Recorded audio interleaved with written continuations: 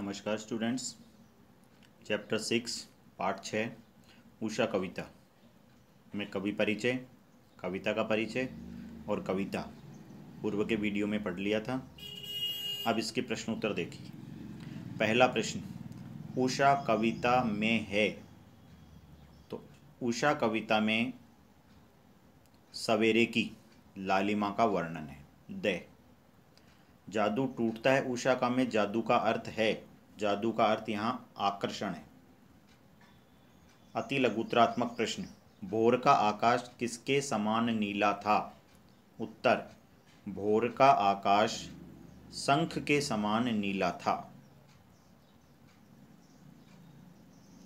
कवि ने नभ को राख से लीपा हुआ चौका क्यों कहा है? कवि ने नभ को राख से लिपा हुआ चौका इसलिए कहा है क्योंकि नीले आकाश में प्रातःकाल हल्के सफ़ेद प्रकाश के मिल जाने पर राख जैसा रंग दिखाई देता है।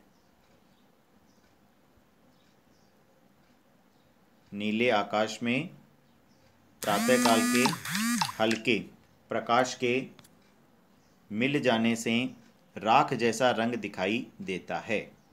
साथ ही प्रातःकाल वातावरण में नमी होती है, इस वजह से कवि ने राख से लिपा हुआ चौका नभ को कहा है। तीसरा प्रश्न है, उषा का जादू टूटने का क्या तात्पर्य है? उषा का जादू टूटने का अर्थ है कि प्रातःकाल जो सुंदर आकर्षण प्रकृति में दिख रहे थे वो समाप्त हो गए क्योंकि सूर्योदय हो गया। अगला देखिए, लघुत्रात्मक, लाल केसर तथा लाल खड़िया चाक के माध्यम से कवि क्या व्यक्त करना चाहता है? लाल केसर तथा लाल खड़िया चाक के माध्यम से कवि पूरब दिशा की लालिमा को अभिव्यक्त करना चाहता है। स्लेट का रंग हल्का काला होता है। यदि उस पर लाल खड़िया चाक मल दिया जाए तो उसके माध्यम से काले या नीले आकाश में उषा की लाली को मन के पटल पर उतारा जा सकता है। इन दोनों उपमानों से कवि उषा काल के जादू को पाठकों तक पहुंचाना चाहता है। उषा कविता में कवि का क्या संदेश है? उषा कविता में कवि शमशेर बहादुर सिंह ने प्राकृतिक प्रेम का संदेश दिया है। कवि का मानना है कि प्रातःकाल प्रकृति में जो परिवर्तन होते हैं आमतौर पर हम लोग उन्हें नज़रअंदाज कर जाते हैं, हम उन्हें देखते नहीं हैं। यह कविता हमें प्रेरित करती है कि प्रातःकाल जो प्राकृतिक परिवर्तन होते हैं हम उन परिवर्तनों का आनंद लें और प्रकृति की जो महत्ता है उस महत्ता को हम समझें। साथ ही साथ आज के भौतिक युग में, आज के यांत्रिक युग में, मशीनी युग में कवि यह कहना चाहता है कि हमें इन सब से हटकर प्रकृति से प्रेम करना चाहिए और प्रकृति के महत्व को समझना चाहिए। तीसरा प्रश्न है, उषा कविता की प्रमुख शिल्पगत विशेषताएं।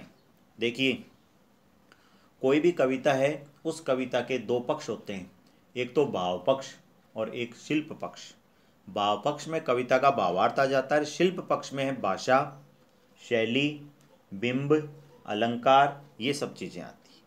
तो शिल्पगत विशेषताएं देखिए, उषा कविता में कवि ने प्रातःकाल जो प्राकृतिक परिवर्तन होते हैं उन परिवर्तनों को सुंदर बिंबों के माध्यम से अभिव्यक्त किया है। जैसे नीला शंख, राख से लिपा हुआ चौका, काली सिल, लाल केसर, लाल खड़िया चाक, नीले जल में झिलमिलाती गौरवर्ण शरीर जैसे उपमानों से प्रस्तुत किया है। अतः उषा कविता की प्रमुख शिल्पगत विशेषता उसके नवीन बिंब योजना है, यानी नए जो बिंब हैं वो है। इस कविता में कवि ने उपमा और उत्प्रेक्षा अलंकार का सुंदर प्रयोग किया है। सरल खड़ी बोली भाषा में लिखी गई यह कविता है। निबंधात्मक प्रश्नों में देखिए, पहला प्रश्न, शमशेर बहादुर सिंह की उषा कविता का प्रकृति वर्णन अपने शब्दों में लिखिए। उषा कविता में शमशेर बहादुर सिंह ने प्रकृति के महत्व को अभिव्यक्त किया है। कवि का मानना है कि प्रकृति हमें जो सुख और आनंद देती है, वह सुख और आनंद हमें दूसरी जगह नहीं मिल सकता है। कवि ने प्रातःकाल होने वाले प्राकृतिक परिवर्तनों को अभिव्यक्त करते हुए कहा है कि प्रातः आसमान नीले शंख के जैसा लगता है, प्रातःकाल वातावरण में नमी होती है, आसमान की जो लालिमा है वो ऐसे लगती है जैसे किसी ने लाल खड़िया चाक पर, लाल काली स्लेट पर लाल खड़िया चाक मल दी हो। और जब सूर्य उदय होता है तब ऐसा लगता है जैसे नीले जल में गौर वर्ण की नायिका अर्थात सूर्य बाहर निकल आता है। ये पूरी कविता का जो भावार्थ है वो आपको इस प्रश्न में लिखना है। और इस प्रश्न में एक व्याख्या है,